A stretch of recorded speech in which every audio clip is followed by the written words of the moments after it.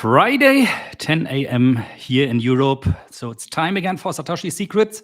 And as Yes. always, I'm joined by the man, the myth, the Nordic legend, when it comes to trading at least. Jonatan, how are you doing, man?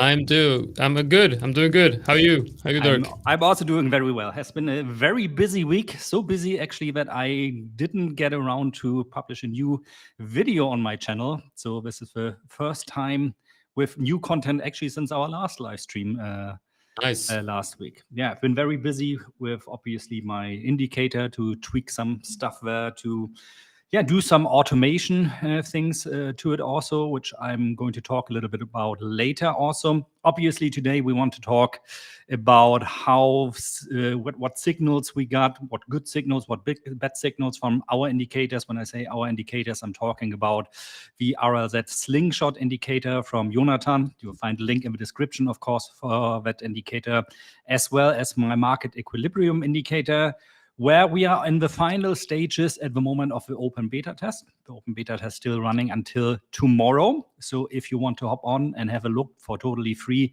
how that indicator is working, check out the description of this video. As I said, today, tomorrow, still available for free. After that, it will have a price tag, but I'm going to give a huge discount for everybody, of course, that participated in the beta test. Yeah, okay.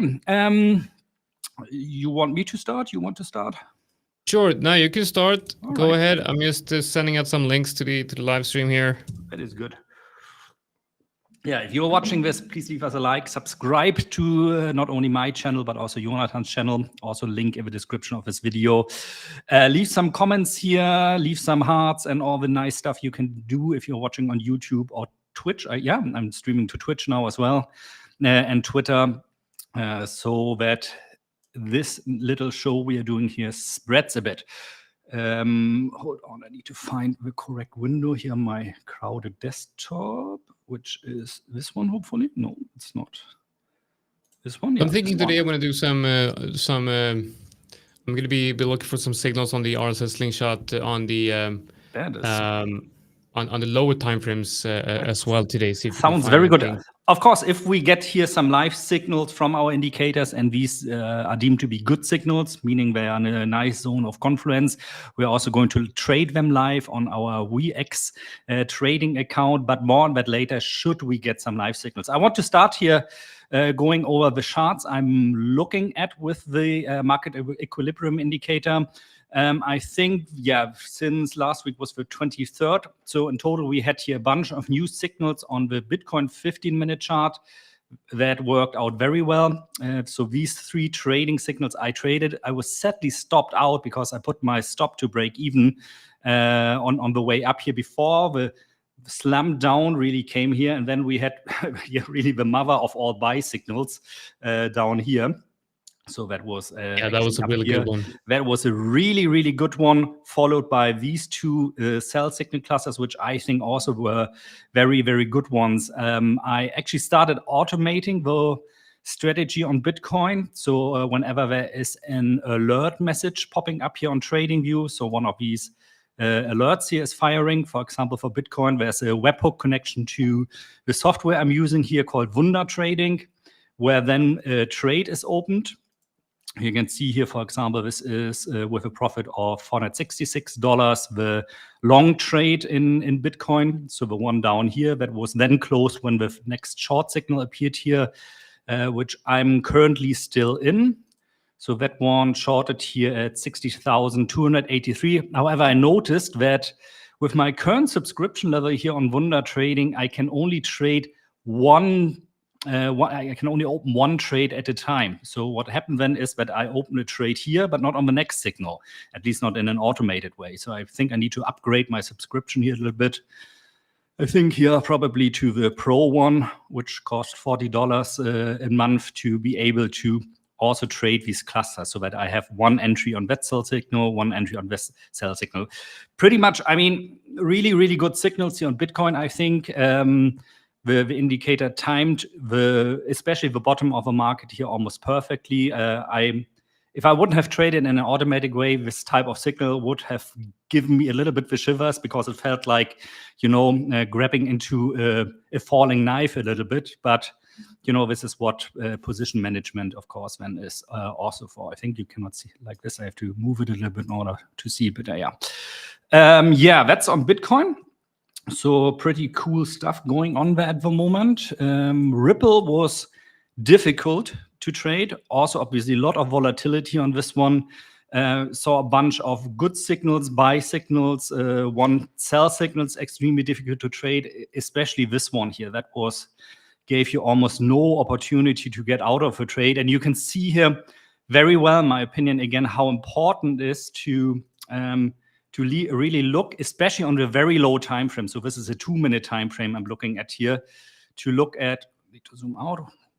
Why does it delete my support and resistance channels now? Hello? Well, there was a channel of resistance exactly here. And you can see this is also where the market turned around again. This is why I always say, like, be careful with the signals that are kind of in between somewhere. They can be very good, but if you trade them, I would always try to trade them really with a very tight stop loss, because you can see something like this, but the market rebounds. As I said, I think you can see it also without really being drawn on the chart, a pretty good zone of resistance, and this is where the market turned to the downside. You could have, of course, also here, as it is very often held onto the position, and then you probably would have gotten out here at the sell signal now, which was in a pretty good spot. So we have to see here a little bit if this cluster here holds at the moment. Overall, Ripple, not easy to trade. What was really well was Dogecoin on the 2-minute chart. I mean, here also almost all the signals perfectly timed. This one a little bit difficult here, but see again here a little bit in nowhere's land, pretty much in the middle of this between the support and resistance. I traded this one anyway. I actually scaled myself into this trade, so bought here, bought there, and then got out around here, around this area again. Currently also in a long trade here, where we have to see, for this one I moved the stop loss to break even, because I'm not so sure if we are really going above this level of resistance, quite massive here between basically 0.1005 and 0.103. Popcat also, as always, pretty adventurous to trade, pretty good signals there as well. But you have to be really, this is a really exciting trading. It's very often that you get into a trade and it immediately runs into your direction, but you have to be very fast also on this meme coin to adapt your stop loss, at least to put your stop loss to break even, because it's very erratic. Like, you have this immediate moves then into your direction just to reverse immediately again. So really, really hard one to trade, but very rewarding if you catch the trades. And recently I added here Cardano as well, this one on the 5-minute charts, because one of the community members from the Good, the Bad, and the Bitcoin. So this one goes out to AJ, who said, like, hey, Dick, I'm trading this one on the 5 minutes, and it works really well. And I think it's pretty self-explanatory. Almost all the signals we saw here the last days were really spot on. Oh God, there's like can you hear the drilling in the background here? No, I don't think so. I can't hear anything. So your neighbors are still on with the drilling. They've been going on. They're like renovating the office space, and they've been doing for 4 weeks. And whenever I want to record something or go live, they start the drilling. But it's good if you cannot hear this one. Just fine with me. So this in a nutshell from my side. As I said, I'm currently working on further automation. So what I'm aiming to do here is to continue trading this on Bitcoin and kind of not simulate, really show how is this indicator behaving if you do always in the market strategy, meaning whenever there's a buy signal, you buy. Whenever there's a sell signal, you close the long position and you go into a short position. And then over the next couple of weeks and months, we can evaluate, is this actually in real time a viable strategy to trade the indicator with? I think it isn't. I think you need this addition of zones of confluence, for example, by adding support and resisting zones there. But let's give it a try. Why not? The first trades for sure worked out very nicely there already. And that's always a nice thing if you start testing stuff. Yeah, that's it from my side. Nice. All right, let me share my Please. my screen here. I'm currently looking for, and also I've just created a promo code for the indicator. And so, guys, if you're watching this, there's a promo code which is Dirk50. So it's DIRK50. So you can go into the. I'm sure there's supposed to be a link to the WAP page, and in there you'll be able to use that code for the RLZ Slingshot, and it's a 50% discount for only 2 users. So only 2 people are able to get that 50% discount. It's only for the first month, but you can select either 1 month subscription, 3 month subscription, or a full year. If you go with the yearly, you are going to, let's see if I can do the math here. Is that correct? DIRK50? Yes, exactly. Okay. So on a yearly subscription, you're going to be able to get this indicator for about, if I'm not completely mistaken, for about, let's see. Yeah, it's only going to be like around $10, between $10 and $15 a month if you buy it on the yearly plan with that code. So it's basically free. $10 a month, and you get this instead of paying the $49 a month. You get it for $10 a month. So it's Dirk50. It's right on the screen here. So it's only for 2 people, and so the idea here is that it's only for you guys who are watching right now. After the live stream, I'm going to deactivate it. So if it's 2 people watching this right now, you can get the 50% discount, and then I will deactivate it after the live stream. So we can see here on USD on the your USD on the 1 minute. This is on the 5 minute. Let's go on the 1 minute here. Now it's very messy here on the 1 minute, of course, but I just want to show you that when you have decent trends here, you're able to get in on some pretty good trades here. Now, I'm not sure if current price action is what I want to see. Basically, what you want to see when you have a trend is with the slingshot indicator, you want the base of that trend to be the moving averages. So as soon as you start seeing something like this, I mean, you still have a good trend here. It's still a good trend. If you remove the indicator, that's still, higher highs and higher lows. But with the indicator, you want to make sure that you have a trend where the lows are closer and in better agreement with the moving averages. So we have one here, for example. That's a good one where you have the base, the lower part of this channel, or the base is the EMA cloud. Now, of course, you can go in and adjust the EMA cloud and add whatever you want. In this case, you might want to add the 100 EMAs. You're trading with the 250 and the 100, and then you'll see that you create a broader cloud base and you give more room for error. So when the indicator is done loading, you'll see that now you added the 100, and now you have a broader base, and you give you give price action more room for error. So if you look at these long signals right here, there's going to be good signals and there's going to be bad signals. But this signal right here is a very, very good signal. So it's important that you learn to recognize the good signals. And that's why I have a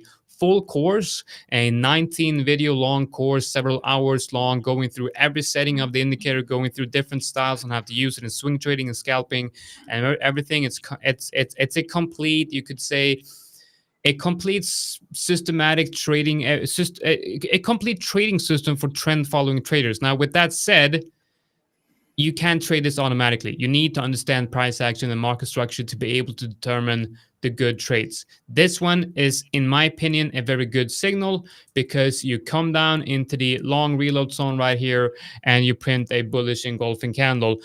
The way I would trade this with my current approach is just enter at the candle close, maybe even wait for a break and retest of the 50%, because you can see here that there is actually somewhat of a resistance area right here. So for the next candle, you close that one right above the 50 or right on the 50. This to me confirms that we have a signal.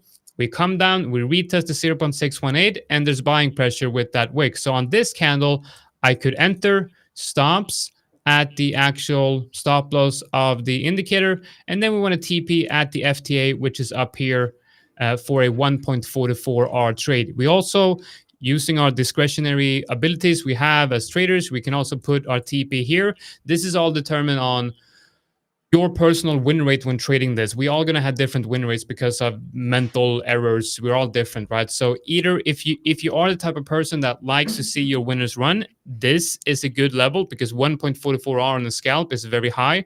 But then what I would do is probably exit here for your 0.67. And as you can see, it goes straight up to that original TP. And the interesting part about this is there's so many ways to use this indicator as a way to determine good entries. And then when you have a good entry, you can, take the chance of seeing this winner, this becoming a big winner. So if we add more TPs here, we can see which of these TPs are actually getting hit. And then when you do your journal reviewing, it's very easy with this indicator to see which of these TPs are actually getting hit. As you can see, if TP1 are getting hit 60% of the time, but TP4 is only getting hit, 5% of the time, well, you know that you should be closer to TP1. Looking at this example right here, we see that, yeah, it would have hit stop loss around this area. And going back to the original setup, we can add the high before stop loss getting hit, go back using the replay tool to the signal.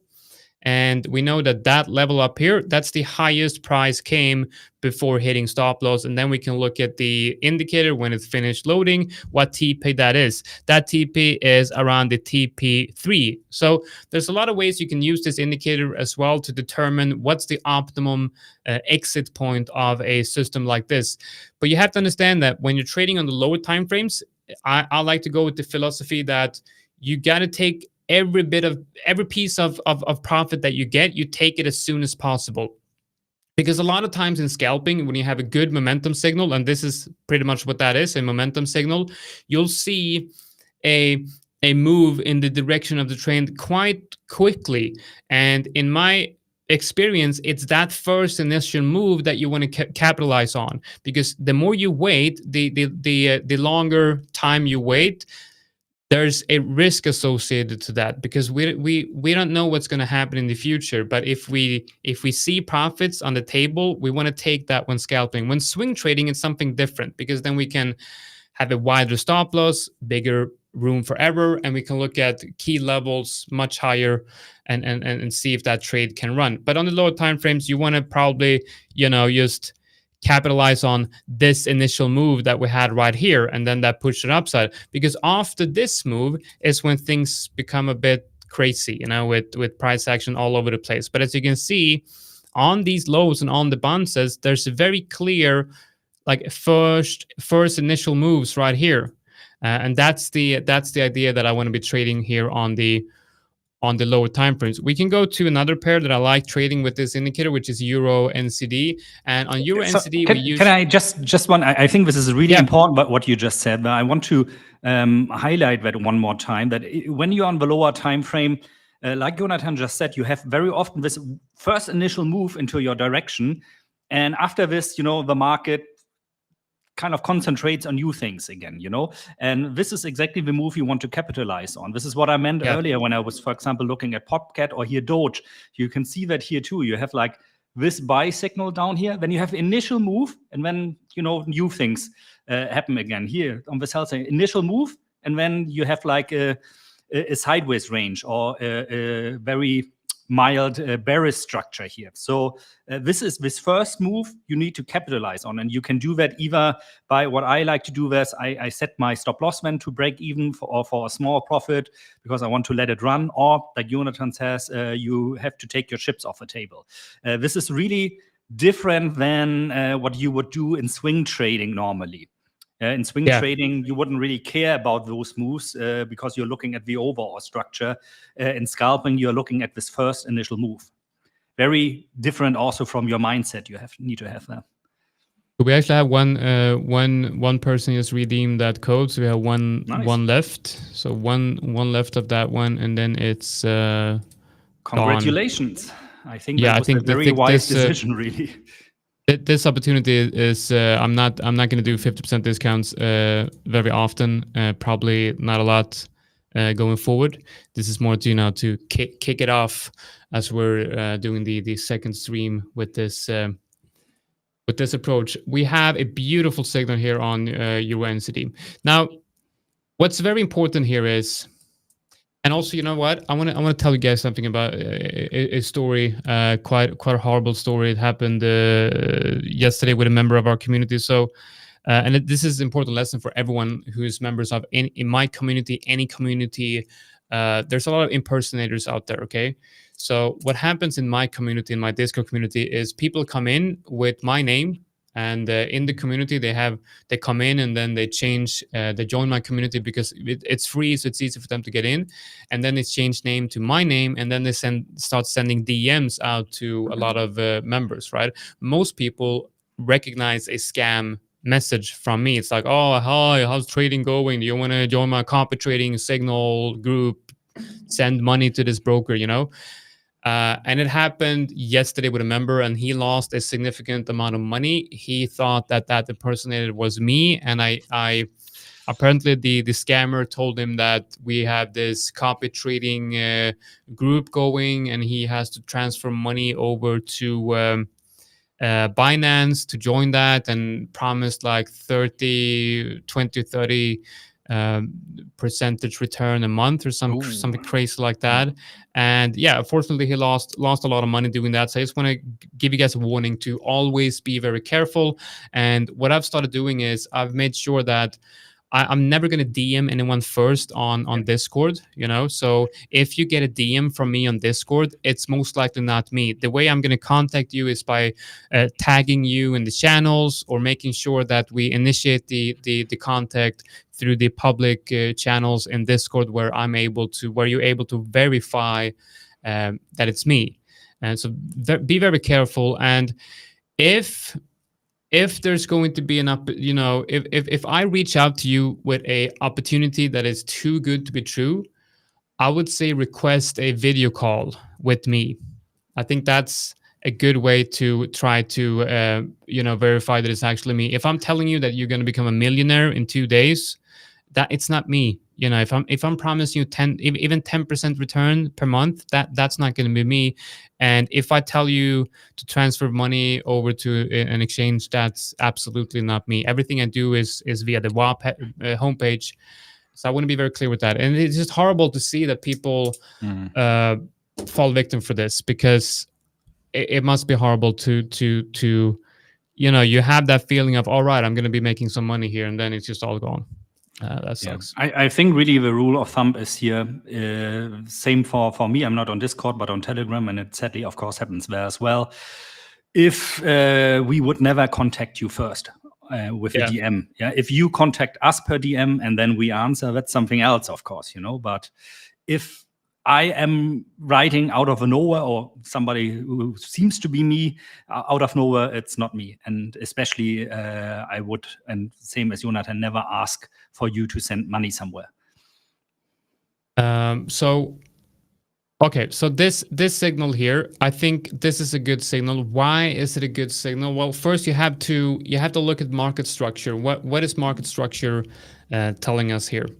So first we had this move down, okay? And this is on 5 minutes. So we had this move to the downside. And then at the bottom, which is also, if you zoom out, it's actually marked as a major support level. So here you have a high time frame major support. Euro NCD comes down, hits that major support. And now this is on the Forex market, but this works exactly the same with altcoins and Bitcoin. It's just that there might be slight different approach that you have to take, but the signals work exactly the same across all markets. And as you know, technical analysis is pretty much a universal tool in the financial markets. But you have a high time frame level here. You go on the 4 hour, you go down to the to the 1 hour here. You see that there's a range forming here. You can even go down to the 15-minute. It looks pretty good. You have it's a range forming down to the 5-minute. And here's what I'm talking about. You got these lows right here. One low, move down, consolidation, move to the upside, move down, consolidation, move to the upside. And where the signal actually comes in on the 5 minute is above this consolidation. So there's been one break and retest, and there's another break and retest using this same area as support. And that's where the signal comes in. I would say that this is a very good signal because it's according to the higher time frames. We've already used the high time frame support, and we have a low time frame break and retest right here. The way I would trade this is enter on the candle close, probably have a little slightly wider stop loss than what the indicator is suggesting. But as you can see, the stop loss of the indicator would have worked very well here as well. But I'm more towards the idea of using a little bit wider stop loss. And I would actually have TP'd at these highs around this area. That's a 0.88 R trade. And you will see that price comes up, hits that level, big move to the downside, but then an explosive move to the upside. Now, these explosive moves to the upside doesn't come along very often, right? But that would be a 2R trade. But I would argue and I would recommend that you take profit as early as possible when you're on the lower time frames. So that's a good signal because it aligns with the higher time frames. It aligns with the market structure. This short signal is, in my opinion, not a good signal because it just feels like it's within a range. Same here. I don't like this because it's within a range. I don't like this short signal as well because it's actually a break and retest to the upside. So what you're doing, if you're shorting here, you're basically going to be shorting a break and retest that should be a long. The reason that this is not a long is obviously because of the EMAs, because it's determining the overall trend. But then you can go up and you can look at, for example, a short signal like this one. Well, I think that's a fairly interesting short signal. Now, obviously, you see that the momentum here is insanely strong, and you would not be able to get in on that one. But here you see price showing you a clear downtrend, and price has already broken this area. You have a strong reaction to that level. It perfectly touched the 20 EMA and the 50. I think this right here would be a decent short, a scalp short. You could even have your stop loss all the way up here in case there's a retest, and then just exit at around these levels for a 0.5 R trade. But you wouldn't have gotten filled on this because you see the gap here on the 5 minute. It's there's probably going to be a lot of slippage if you enter on that candle close. But it's just an idea of what a good signal looks like. Here's another good signal. Even though this is a range, you don't know that it's a range when the signal appears. What you do know, however, is that the overall trend is fairly bearish. Now, we're going to ignore the higher time frames here, because if you go out to the higher time frames, I would say it's actually retesting the mid zone of a major support area. So ignoring the fact that we're at support on the higher time frames, on the 5 minute, this trend looks very good. We've had a strong impulse move to the downside, and it looks like price potentially wants to continue lower. We have support, resistance up here. And the thing with a trade like this, even though this can be a range trade, even though we can develop a range like this, we can still make money on a signal like this by entering on the candle close, stops above the wick right here, and TP at these lows. That's almost 1 R, and it goes straight down to TP, and then the range is developing. So at the beginning of a range, I would say that when it's the second retest of this support, and it's only going to be the second retest of resistance, that's a good time to enter signals like this. If you get a signal here, I would not like to enter that, because then the range has developed and now it could just go either way. So yeah, that's a couple of examples of setup. Now, the thing here is, on the lower time frames, you're going to get a lot of signals. So using the built-in alert function might not be a great idea, because you're going to get, probably if you do it across different pairs, you're going to get hundreds of different alerts on TradingView within a day. So when trading with this indicator on the lower time frames, and if you want to be trading multiple pairs, you can just have you can do it like this: have 4 multiple screens, and then have 1 pair on each screen, put the indicator on, and then monitor all of these 4 screens. And when there's a signal, especially on the 5-minute, the signal will appear, but the signal is not confirmed until the 5-minute candle is closing. So you might see a signal appearing, but you're only going to take the trade if it actually closes like that. So this is the way that I like to scalp using this indicator. I have multiple screens, and I try to monitor at max 8 different markets at the same time. So 4 markets on each on 2 screens, 4 on each screens, and then I'll look for a signal. One way that I also can do this, and now it gets a little bit complicated, but I explained this in the course. But one cool thing that we can do is we can search here for scalping. I'm no alert. Is that the log? I'm on the log. Okay, so Slingshot. Yeah, okay, so here is my Slingshot signals. And I should have... okay, I don't have them anymore. I think I might have removed them. But what I did was I had alerts that said scalping, okay? So what I do is, for all the 8 different pairs that I have alerts for the long and short signals for each pair. And then what I do is I simply activate the signals, activates the alert during my trading session. Yep. And when I'm done with the trading session, I type in here in the search bar, I type in scalping, and then I select all the alerts and I deactivate them. So I'm not going to get alerts throughout the day. I'm only going to get alerts in my trading session. And this is extremely powerful, because that means you can now be scalping on the lower time frames without actually monitoring the charts before you have an alert. And that is really, really powerful and an effective way of trading, I would say. Or wake up in the morning to 100 new alert messages. Yeah, I mean, I do have all the alerts on the 4-hour, so we can go in here and we can actually look at the maybe I've had some recent alerts. Yeah, you see the log here. There's a lot of long signals on the 1 hour and the 4-hour. Here, for example, is a recent short signal on Ethereum versus Bitcoin. You can look at that one. This is on the 4-hour. I can add the indicator here. So this is based on so I click that one. And that's the short signal on Ethereum. I would say that it's not the best signal, but it's also not the worst signal. No.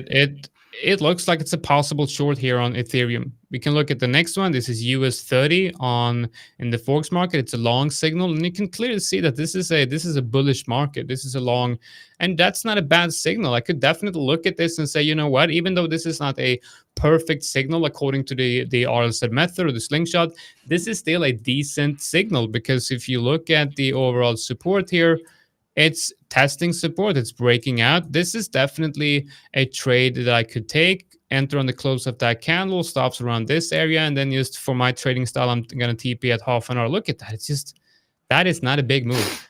I'm almost certain that it's going to hit that TP. Almost certain. So this is such a powerful way of you scanning the markets as well. I can go through all of these trades. NCD USD looks almost the same as US30. It's a bullish market. It's an uptrend. It's hitting support, and we get multiple long signals right here. And all of these signals would be alerts in trading view. So it's also a market scanning tool. And I think actually one of the most powerful aspects of this indicator is the fact that it's also a market scanning tool. You don't have to really scan the markets yourself if you're trading the system. You can just look at the long signals and look at these signals. They're not bad. You know, this one, all of these indicating support. Now, of course, I guess here you would have been stopped out unless you have a very wide stop loss. But 1, 2, 3, 4 clusters of alerts, and only one is a bad one. I think the one in the middle is definitely one I would have traded. I mean, it's like directly at the support zone there, and you have a bullish engulfing candle there by the looks of it. Beautiful trade, really very nice trade.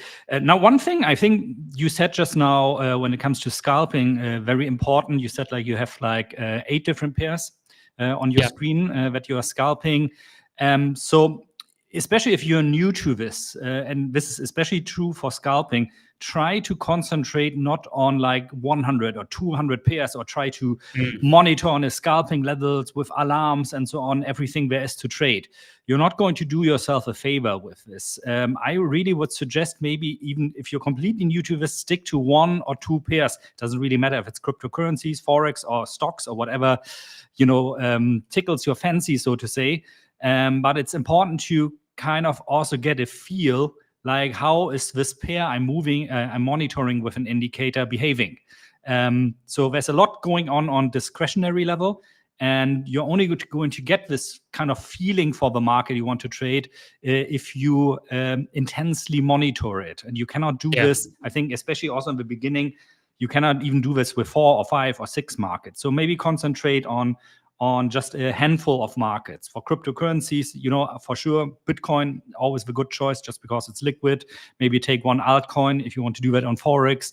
Look at euro dollar, then maybe choose another pair that's a bit not so closely correlated to euro dollar, something like pound sterling versus yen, for example, or Aussie Kiwi or something like this. And and don't be sad if you miss out on a lot of signals.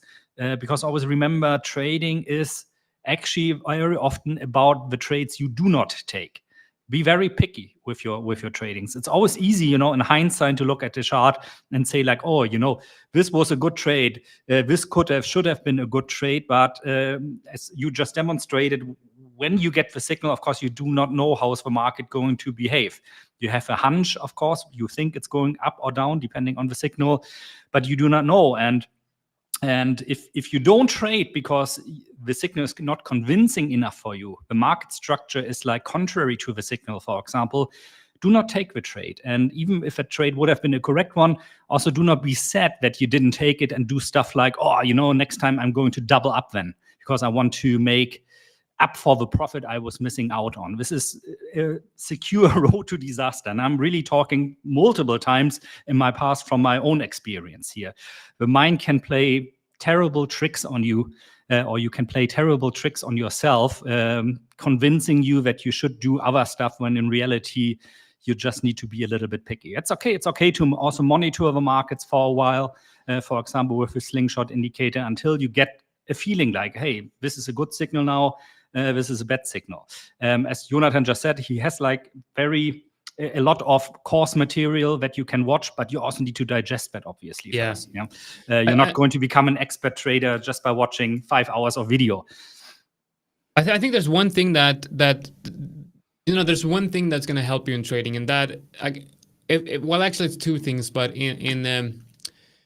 in theory, it's one concept that will, if you understand this concept deeply, you'll be able to trade any system. You'll be able to determine what's a good signal on any indicator if it's based on price action. And that is understanding market structure. Okay, understanding market structure is so important, whether you're using the Slingshot or the market equilibrium indicator, because with your indicator, you're looking at price comes up for test resistance, whether that is resistance in a trend or resistance in a range doesn't really matter a lot. What matters is what happens when price hits that resistance. How is price reacting to that resistance? And if you're trading on, let's say, the 15-minute, maybe you'll see a 1 candle rejection of resistance.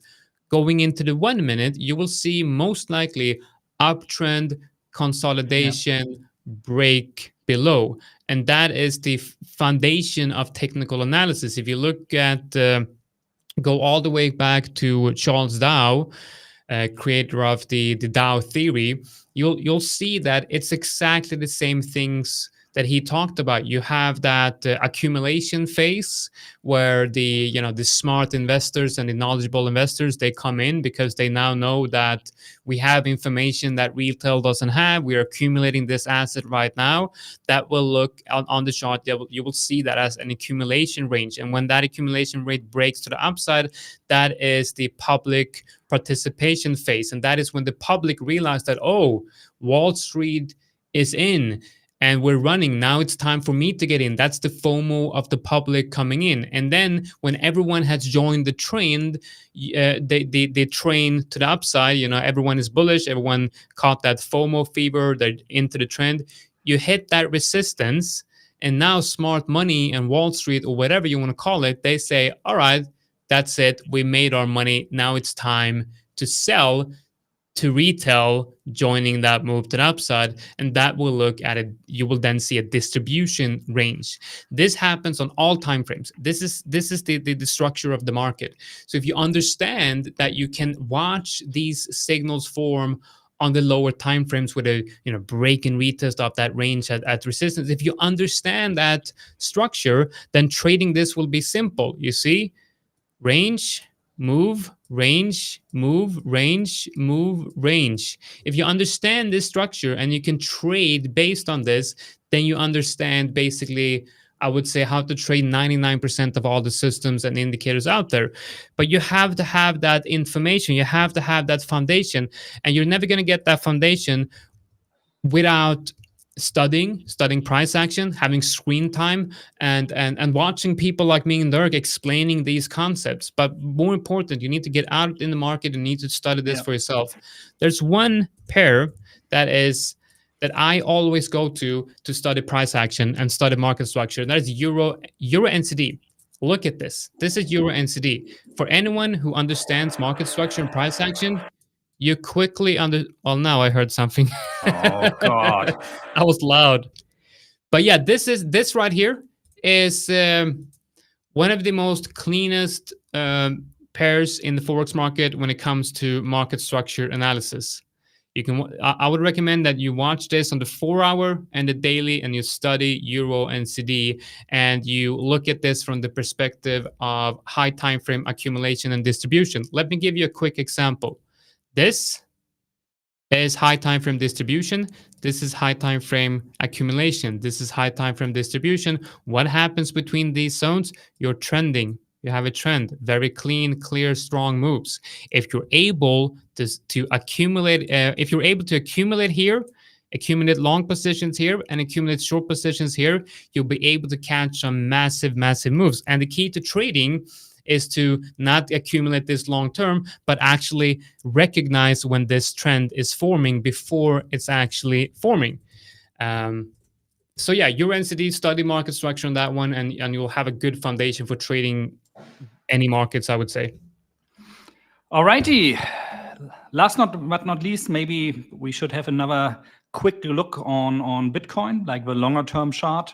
Let me quickly maybe switch over. So when we were talking last week, we were here, and you guys remember I said I kind of have for me, this mini bearish structure here is still going to be playing and going to continue until we make a new higher high, which has to be above this last structure. So prices closing ideally somewhere between 70 and 74,000 US dollars. Until this doesn't happen, I am expecting that we're going to see one further low here somewhere in the vicinity of between 48 and maybe 52,000 US dollars. And if we see what happened since last Friday, we again were rejected here at the 20 within the bull market support band here, so between the yellow and the red line. And currently, it looks like that, in my opinion, we are a little bit on the way down. I wouldn't trade this. I said this multiple times as a swing trade. But it kind of feeds again into my theory with September, historically speaking, always being not so good when it comes to for cryptocurrency. The worst average month for Bitcoin, I think minus 4.8% in price decline, historically speaking, over the last 11 years. So we could be in for another leg down here. The beautiful thing is you do not need to make a guess. All you need to watch here really is, again, what is the current market structure, lower lows, lower highs. This is all you really need to know. Means we are in a mini bear market. And as long as we don't break over the last lower high, or the market turns around above the last lower low, this is the market structure that we're dealing with at the moment. So in my opinion, really, If you are in for the long ride, are these good levels to accumulate? Yes, they are, because the upside potential, as we many times said, is much, much higher than the downside potential. This could, of course, be invalidated if we really fall below 40,000 US dollars, but I don't see that at the moment, at least. If you are swing trading, there might be the chance that you can get lower prices than this for another long position. As I said, I'm not trading a short position because I think it's very dangerous, because I'm expecting as of late October that the kind of bull market frenzy starts. Could be earlier, we never know. I mean, we had a new all-time high before the halving. This is also the first time this happened, so you never know with Bitcoin. And in a potentially very bullish market, I don't want to swing trade on the short side. Something completely different, of course, for day trading, like with the 50-minute charts and my market equilibrium indicator. So what do you think at the moment, Jonatan? You have a different opinion? You think it's a good time now to swing trade long, or are you also eyeing lower levels? Well, I don't know. I think what I'm watching is looking at this.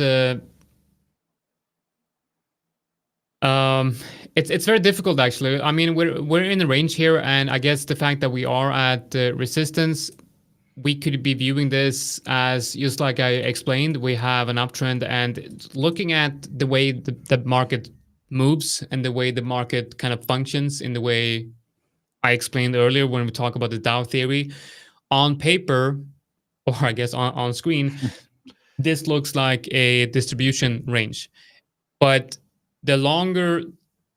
I think the longer we stay in this range, the higher the potential of this being accumulation before breakout. I think if this is truly distribution, we should start moving down and testing, touching these 40K region quite soon. Looking at the 30K level, that looks like the perfect retest as a high time frame, long term level. But so is 40K. But if you look at this as high time frame accumulation, then a move down here. But then we start talking about bear market territory. We're down around 50%. That would probably be a new bear market move.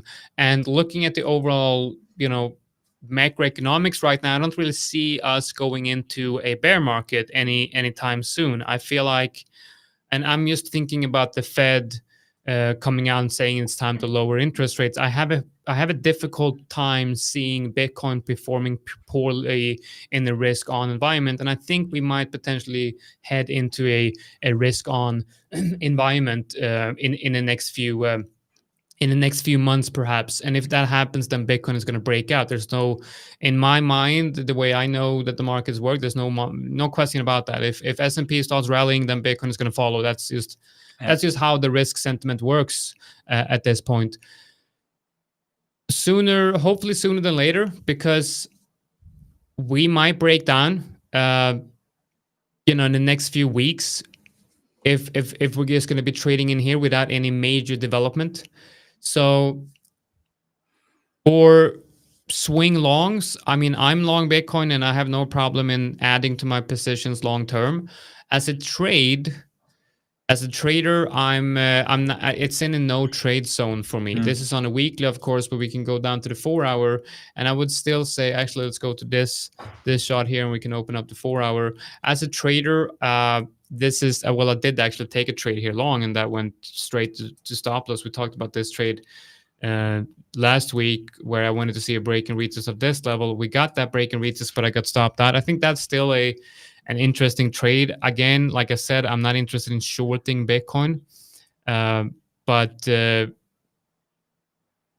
I feel like it's a very difficult situation here for Bitcoin. I don't really have a good read on it, so I feel like for me it's better to take a step back and just assess the situation.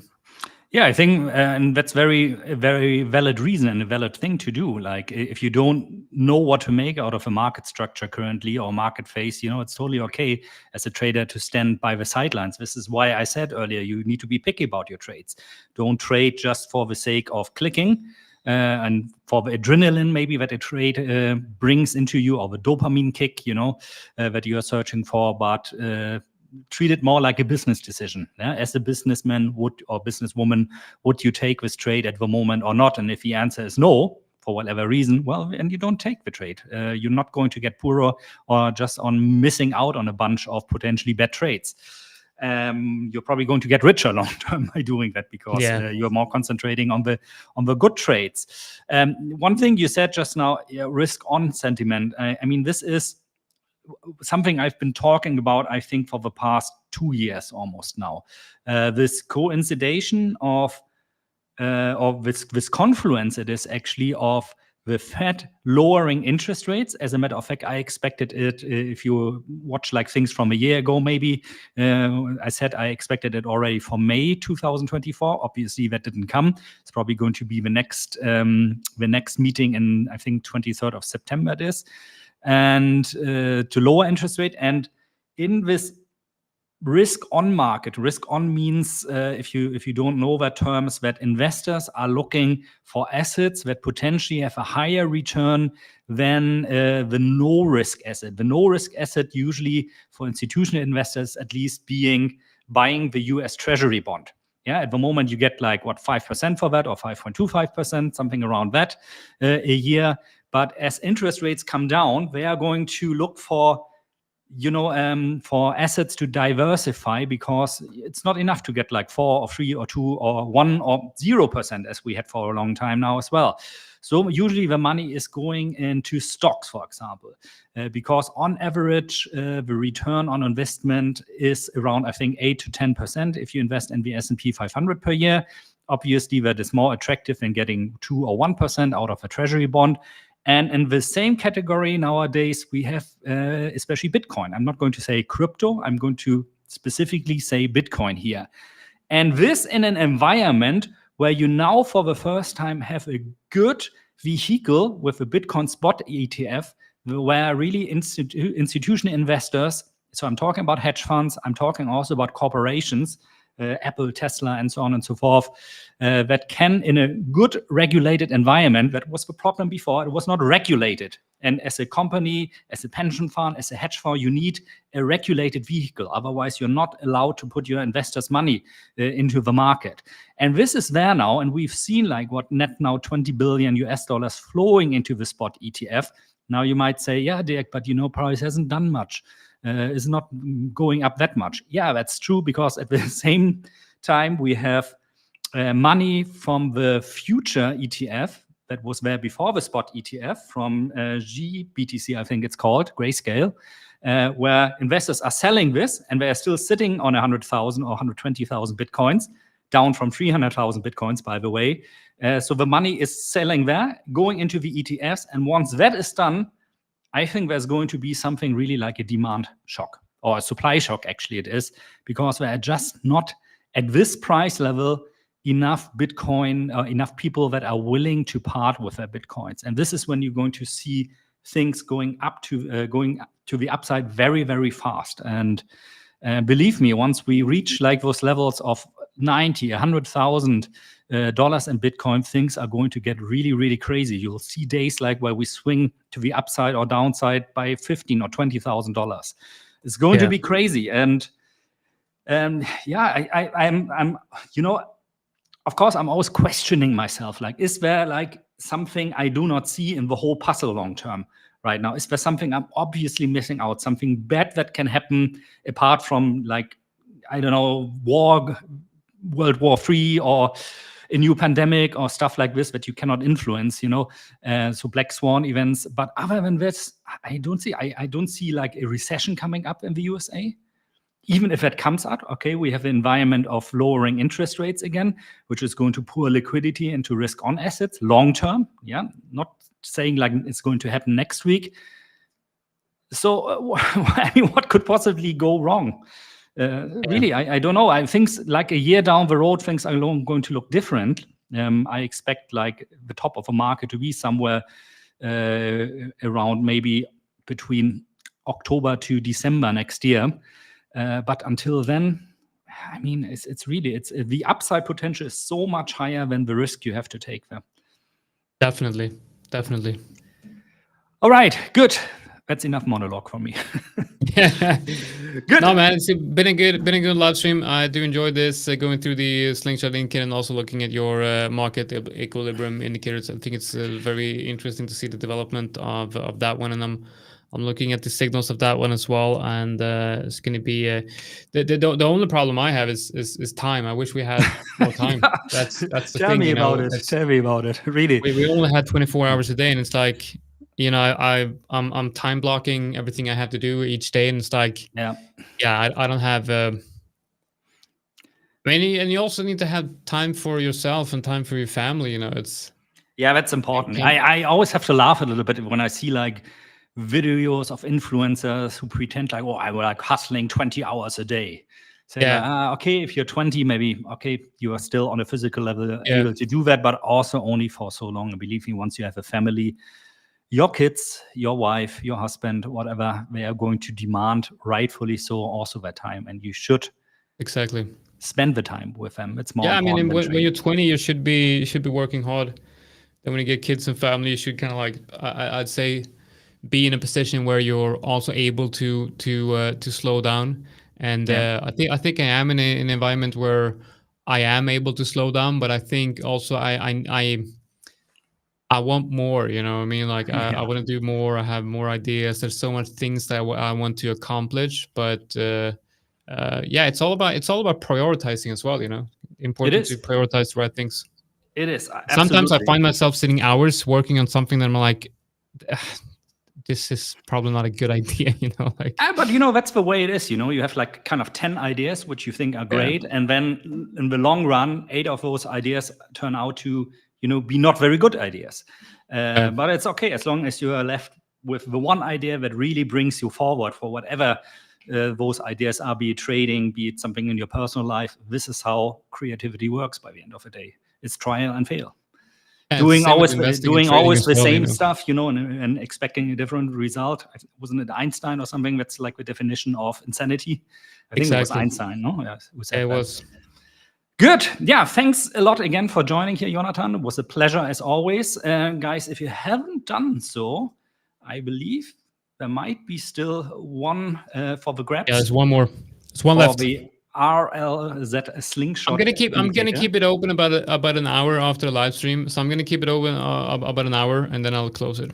So grab it, 50% discount. You've seen it's a really, I'm not even going to call it an indicator, honestly speaking, because it's a full-blown trading suite.